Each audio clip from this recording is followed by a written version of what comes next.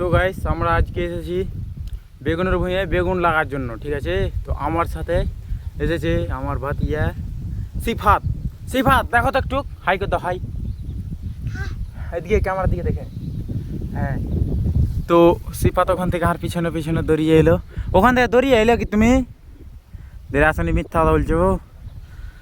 হ্যাঁ, তো গাইস আমরা এসেছি এখানে বেগুন লাগাতে, ঠিক আছে। তো আজকে লাগাবো না, কালকে লাগাবো। তো আজকে স্টোরিটা মেরে দিলাম, ঠিক আছে। এখন তো ওইটা টেলার পিকচার আবি পুরা বাকি ঠিক আছে।